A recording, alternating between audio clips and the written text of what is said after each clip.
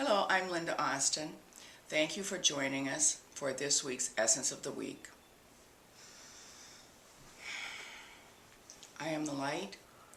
The light is surrounding me. The light is transforming me. The light is protecting me. Divine love is flowing around and through me, solving and dissolving all situations for the good of all. A higher power is in charge of my life, and only good can come through me. My mind is open, my heart is receptive, and miracles are happening right now. I consciously choose to raise my vibration to a place of truth and light. Yes, well, the channel has chosen to write about the challenge, the opportunity, the necessity for all of you to look at the places in your lives where you are coming from what you would call judgment. Now, we have said, and she has quoted us, that no one comes from because they are evil. People take certain actions out of their fear or out of their guilt or out of their pain. And all judgment comes from those places. There are those of you who have been taught that it is necessary to judge your own behavior, that it is necessary for you to be careful and to guard yourself against others who might not be of the same, shall we say, quality as you, so that you can keep yourselves pure, so that you can keep yourselves safe. The concept of judgment, you have been told, have good judgment, be of good judgment. There is a very distinct difference between an evaluation and a judgment. You can look at someone else and evaluate their behavior in how it fits with your values. Evaluate. You can compare their values with your values. And you can come to the conclusion or make an evaluation that their values are not compatible with yours. And so you may choose to not engage with that person, to not be friends with that person, to not put your energy into a relationship with that person. But the moment that you move into judgment, when you evaluate, and rather than just saying this is not compatible, you go that one step further that ego demands. And you must be right. You are trying to get it right. And so if you are judging, evaluating rightly, then the other person must be wrong. If you can evaluate and say, this energy is not compatible with my energy, this person's values do not match with mine. The difference is you don't make yourself right and you don't make them wrong. And in choosing to say this is not compatible, you have still left the option open to love that person. When you go to judgment and you say that person is wrong, that person is evil, then you have cut off your ability to come to that person with love. I'm lovable, that person's not. I'm right, that person's wrong. If instead you come to a place of saying, I do not believe as that person believes, that person's values are not compatible with mine, I do not understand, you can come from that place. Then you leave yourself open to still being able to love that person as another child of the universe, as another aspect of yourself, as the other mirror that you look into every day. You need to remember, every time you look at someone and you judge them, you are judging yourself. Every time you look at someone and hate them, you are hating a part of yourself. And so it does not mean that you are going to be best friends forever with someone who commits unspeakable deeds.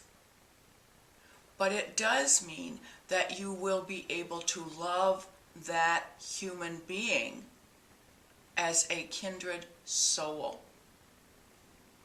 It is easy to love the lovable. What is hard to remember is that you are all loved equally by the one. And so when you move yourself away from loving anything that is part of your life or your world, that is an effort to separate yourself from the whole. Because the whole is love. This is your greatest opportunity. This is how you connect to the one, to the wholeness, to that place that within you you are all striving to return. It is by being love when what shows up in your life is not lovable. It is about loving without allowing the other person to be committing the horrific deeds. You have all seen small children who behave badly, who get into mischief, and yet you love them because you say they don't understand what they're doing. We tell you, no deed that is done in your world that appears to be evil, no matter how senseless the evil is motivated by evil. It is motivated by ego fear. It is motivated by pain. It is motivated by the desire to get back to that oneness. It's simply that that person has lost their way and is choosing the wrong path to get back to oneness. And so they separate themselves further and further. And that brings more fear and more pain. And when you know that, and when you see that, you can recognize that your judgment leads you down that path, where you forget that it is impossible to be separated. And you begin to feel the fear and the pain of the illusion of separation. And so you begin to judge more, and you begin to try harder and harder to get it right, to be right, even at the expense of someone else. And it all starts with judging.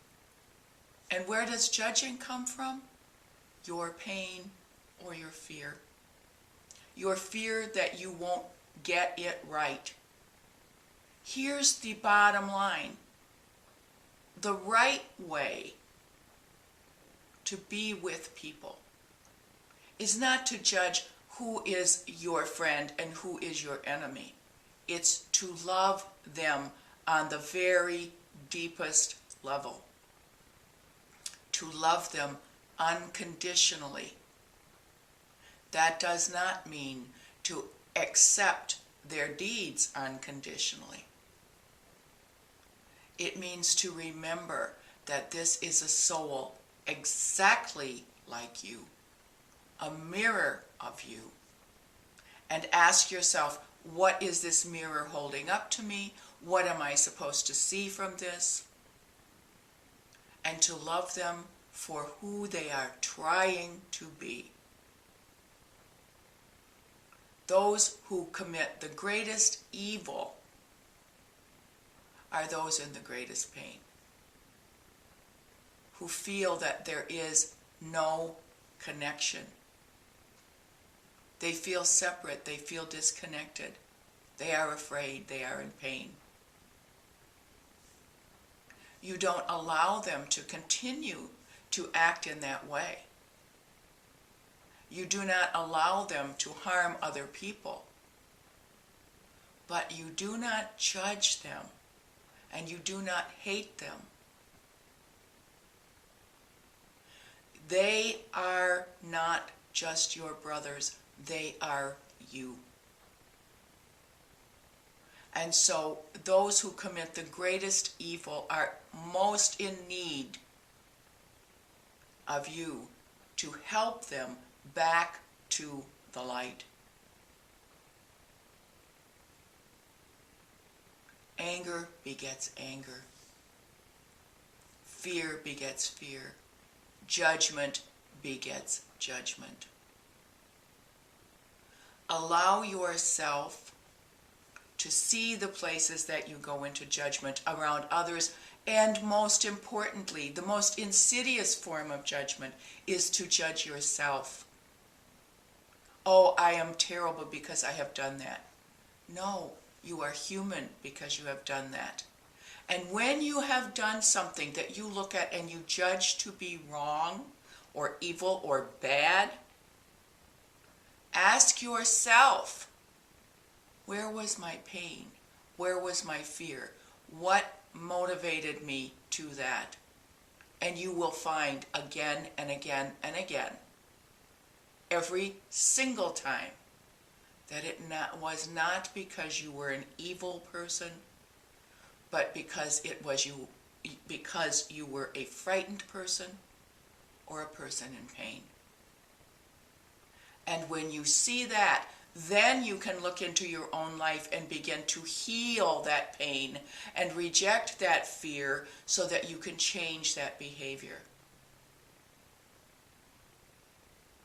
And the same is true of everyone in your life. But when you begin to look inside yourself and heal your pain and reject your fear, then you project that to all your brothers and sisters and fellow beings who are in pain or are frightened, and they can see, here is a model that I can follow to find my way back to that place of understanding that no soul is ever lost. No soul is ever unloved. And that's your opportunity.